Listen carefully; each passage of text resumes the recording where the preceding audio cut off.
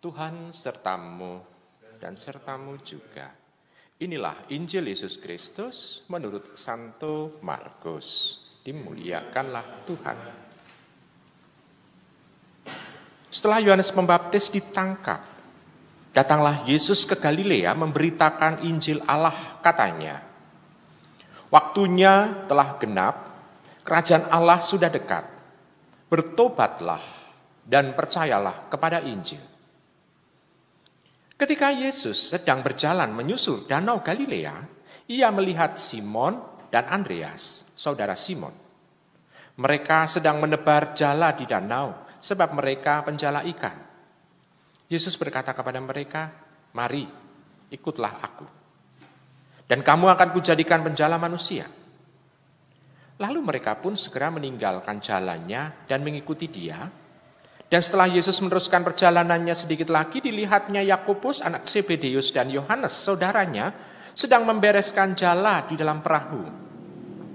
Yesus segera memanggil mereka dan mereka meninggalkan ayahnya Zebedeus di dalam perahu bersama dengan orang-orang upahannya, lalu mengikuti Yesus. Demikianlah Injil Tuhan kita. Terpujilah Kristus. Ibu, bapak, saudari, saudara terkasih dalam Yesus Tuhan. Titik tolak Tuhan Yesus mulai berkarya memang sebetulnya adalah baptisan. Tetapi pada saat setelah baptisan diterimakan dari tangan Yohanes Pembaptis, Tuhan Yesus lalu berpuasa 40 hari di padang gurun. Lalu pada saat Yohanes Pembaptis itu ditangkap, Tuhan Yesus menyadari bahwa ini saatnya yang tepat. Saatnya di mana seolah-olah warta Yohanes Pembaptis yang berhenti pada waktu itu, yang terhenti karena Yohanes Pembaptis itu ditangkap, itu seolah-olah diteruskan oleh Tuhan Yesus. Tetapi pada saat meneruskan warta pertobatan yang dilakukan oleh Yohanes Pembaptis, tidak hanya warta kata-kata, tetapi dikatakan waktunya telah genap, berarti tanda kehadiran Tuhan dalam mewartakan ini menggenapi apa yang sudah diwartakan sebelumnya. Bukan hanya Yohanes Pembaptis, tetapi juga warta-warta dari nabi-nabi yang lain dalam perjanjian lama. Nah, jadi bukan hanya nubuat, tetapi perwujudan nyata. Jadi, penggenapannya justru di situ. Dan Tuhan Yesus secara sadar memulai karyanya bukan di Yerusalem, tetapi di Galilea. Tempat di mana dianggap tepat. Karena kalau Yerusalem orangnya itu keras-keras. Mempunyai faham soal teologi tersendiri, ada macam-macam di sana. Sulit untuk bisa menerima pewartaan. Sedangkan Galilea adalah tempat di mana banyak perjumpaan orang-orang asing di sana, lebih internasional. Selain itu juga Galilea oleh orang-orang yang berpandangan ortodok atau radikal atau fundamentalis dari Yerusalem dianggap itu daerah kegelapan. Walaupun sama-sama orang yang berdoa kepada Yahweh, kepada Allah di sinagoga, tetapi tetap dianggap itu adalah orang yang hidup dalam kegelapan. Selain itu, juga Galilea, karena perjumpaan banyak orang, di sana Tuhan Yesus melihat bahwa pikiran orang juga terbuka akan kehadiran yang lain. Orang yang berbeda datang di situ sebetulnya memperlihatkan keterbukaan hati orang untuk menerima kehadiran orang lain. Sedangkan orang yang ortodok, bukan ortodok dalam arti orang yang kolot, orang yang kaku, sulit terbuka sehingga sulit untuk menerima perbedaan orang lain. Ini adalah gambaran hati yang membatu. Sedangkan orang Galilea hati yang terbuka, hati yang lemah lembut. Nah, yang diwartakan adalah pertobatan. Pertobatan yang dilakukan oleh Yohanes Pembaptis ini itu harus dinyatakan juga dengan aspek percaya kepada Injil. Pertobatan ini adalah rangkaian satu paket dengan percaya. Jadi bukan dipisahkan tobat lalu percaya, bukan. Ini satu paket. Tobat dan percaya, satu paket. Dan diwujudkan dalam penyerahan yang total. Memberikan hidup Jadi yang diberikan bukan hanya 10%, perpuluhan saja, bukan. Yang diberikan bukan hanya zakat atau fitrah atau juga derma, bukan. Tetapi kehidupan seluruhnya, ini penyerahan total dari wujud tobat itu. Dan ini menjadi dasar pewartaan gereja akan Tuhan Yesus yang sungguh-sungguh mau untuk menginginkan kita itu mengikuti Tuhan Yesus, fokusnya 100%. Jadi tobat itu menjadi tanda bahwa kita mempunyai kesadaran bahwa ada atau pernah mengalami kegagalan. Kegagalan karena dosa, kegagalan karena kesalahan, kegagalan karena keliruan, kegagalan karena kekhawatiran atau ketakutan. Nah, jadi kita mengalami adanya kesadaran bahwa kita pernah gagal, maka perlu tobat. Maka tobat ini sekaligus menjadi usaha untuk membangun kehidupan kita, untuk menjadi lebih baik dibanding dengan dulu pada waktu kita jatuh. Selain itu juga, tobat memperlihatkan adanya jatuh bangun dalam kehidupan beriman. Contoh yang dicontohkan di dalam kitab Perjanjian Lama adalah dalam bacaan pertama, yaitu dari kitab Yunus. Di sana kita bisa melihat Yunus gagal untuk pertama kalinya itu memahami kehendak Tuhan. Yunus mau diutus ke Niniwe, tapi dia gagal memahami, gagal paham. Lalu dia pergi menjauh, dan Tuhan tetap memanggil. Panggilan Tuhan ini itu tetap kepada Yunus. Dan akhirnya Yunus itu melakukan apa yang menjadi kehendak Tuhan. Dan dia mewartakan pertobatan kepada rakyat di Niniwe. Dan semua itu bisa bertobat. Tetapi kita bisa melihat apa keuntungan untuk Yunus. Apakah Yunus dengan dia berhasil mewartakan pewartaan kepada Niniwe, apakah Yunus itu makin kaya? Apakah Yunus itu makin terkenal di kalangan orang-orang Niniwe? Tidak. Berarti kita bisa melihat ibu bapak, orang yang bertobat dan melakukan karya Tuhan bukan pertama-tama untuk bendawi, bukan pertama-tama untuk nama, bukan. Tetapi demi warta ini sampai kepada orang dan orang mengalami pertobatan. Dan nantinya upahnya akan ada di surga sana. Nah sekarang kalau konkretnya untuk zaman sekarang, itu kan dalam kitab suci. Sekarang konkret untuk zaman sekarang bagaimana?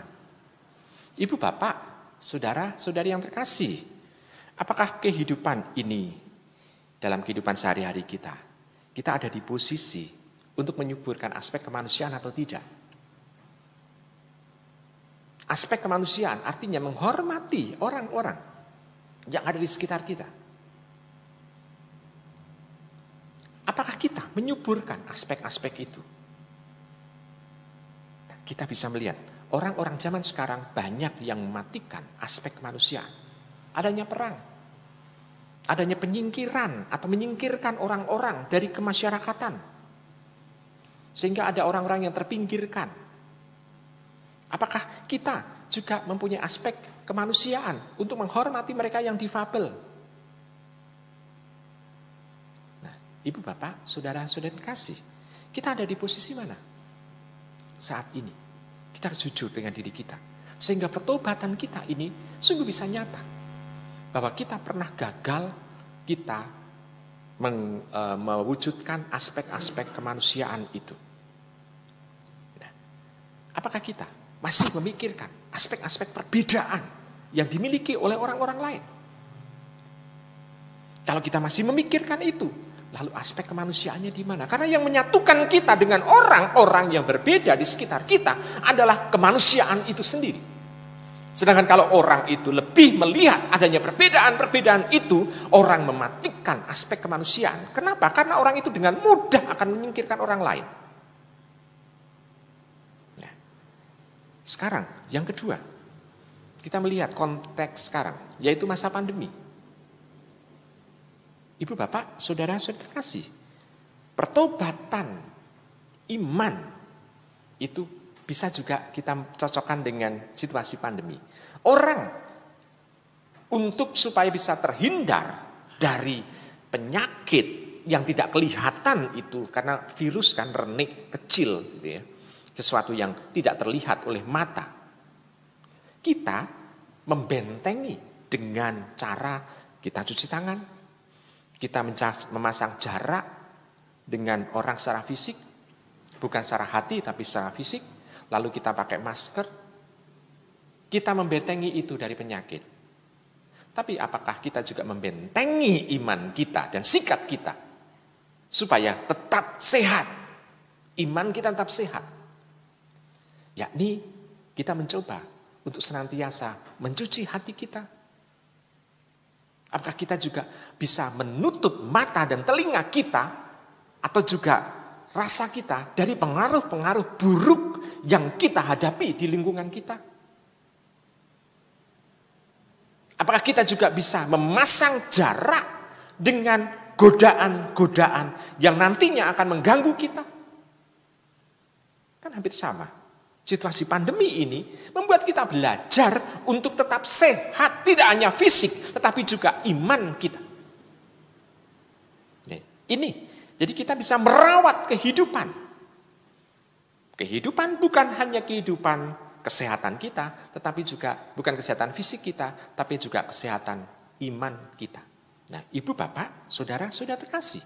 Jadi pertobatan artinya kalau kita sadar bahwa itu belum kita lakukan, maka kita sekarang kalau bertobat, kita berbalik menuju kepada perubahan yang bisa membuat iman kita sehat dan fisik kita juga sehat. Lalu, kalau kita berhasil, apakah kita itu lalu minta untuk supaya orang itu memuji-muji kita? Ibu, bapak, saudara-saudara kasih, ingat akan satu prinsip. Kebaikanlah yang perlu dilihat. Bukan orang yang melakukan kebaikan itu yang harus dilihat. Jadi kebaikan itulah yang harus dilihat oleh banyak orang, bukan orangnya.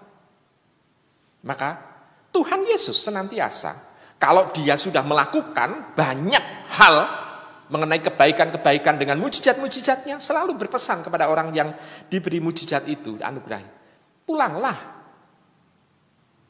Tetapi orang itu nekat, dia mengatakan, tidak usah ngomong-ngomong, pulang saja, berdoalah kepada Tuhan.